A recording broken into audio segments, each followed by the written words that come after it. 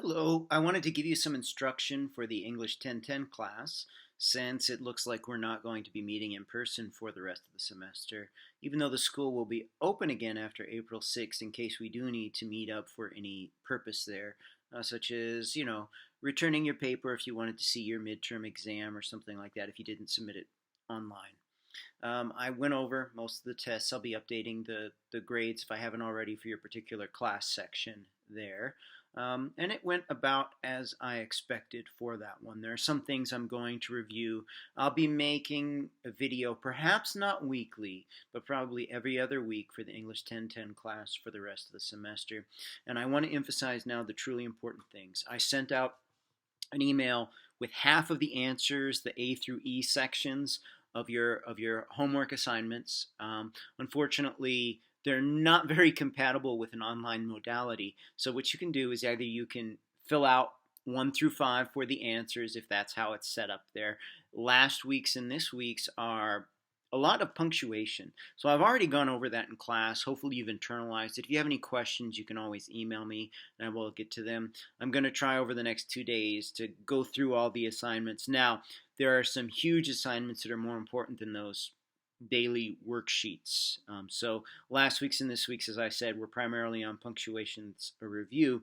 We're starting to be concerned with more macrocosmic, larger concerns than just sentence level punctuation things for the course. Now that we're getting into the second, third, and fourth papers that we have to do here. So the second paper, the exposition one, you should hopefully have a topic, been working on the rough draft. If you want to email me the rough draft, you can, and I'll get you comments on it so that you can revise it. So those due dates are still going to be there. I'm going to be setting up Dropboxes actually this time for the exposition. Now you have the choice of 3 different reading assignments to choose a topic for that out of class essay. 800 words, right? You have to have a source there. So there's going to be, right, a Dropbox under that you can turn it into. I'm not going to have a Dropbox for the rough draft. If you want to send me the rough draft, if you want comments, you can, right, via the eLearn email.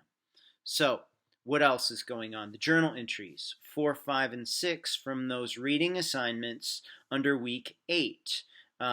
Week 9 also has exposition strategy there. The division classification one with some sample essays. Journal entry 7, which you do not have to turn in yet. So you're going to turn in 4, 5, and 6 to me when those are completed, right? Journal entry 7 will be one of the topics that are included in that reading assignment under week 9 there, okay? If you have any problems about where to find them, just let me know. So you want to read that division classification assignment there, read those sample essays as well. Now, you're going to be doing, in a couple weeks here, a comparison contrast essay.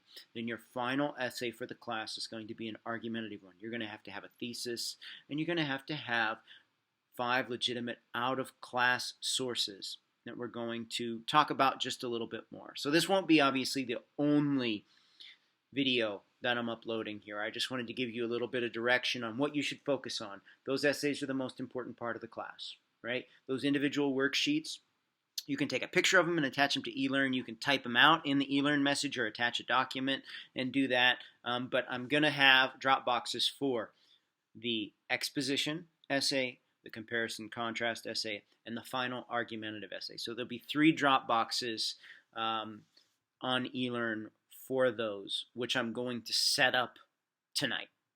Okay? And they're not due yet, right? So start trying to finish those journal entries 4, 5, and 6. Work on the rough draft for the exposition if you want me to look at it, right? Since we're not going to have physical classes, I'm going to be the one who's going to be giving you feedback on it if you feel confident in that. Now, what are we looking for going forward? We are looking for organization, logic, soundness of the arguments that you're making. So soon I'm going to be emailing you an additional assignment, an essay that I want you to revise by working on the weaknesses. It's going to have like faulty transitions, some parts of it won't be developed very well. What would you develop more?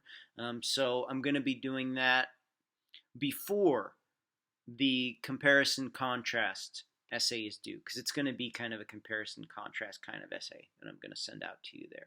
All right. I'm also going to be reviewing a few of the things on the midterm that a lot of people had issues with. So this particular video doesn't have very many specifics. I just wanted to emphasize what you should be concentrating on, thinking about the out-of-class writing assignments, right? That exposition paper that you already have the topics on. One of those 3 reading assignments from week 8, you pick a topic there that is not the same as the journal entries. I'm assigning journal entry 7, which you don't have to turn in with 4, 5, and 6. That's from the reading assignment under week 9. And then soon you're going to be getting the comparison contrast reading assignment. That will be journal entry number 8. Then we're going to have journal entry 9, which will be division classification.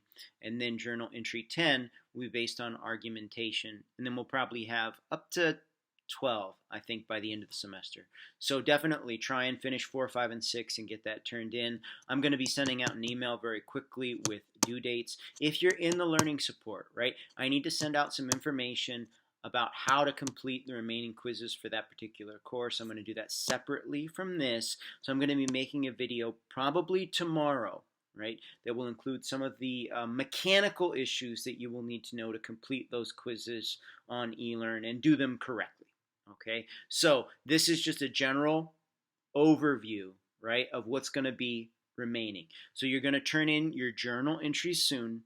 You're going to, if you want, turn in your rough draft for the exposition, definitely your final draft the week after that. I'm going to be sending out an email with the due dates for all of that. You're trying to stay on top of those workbook assignments that are the homework weekly assignments.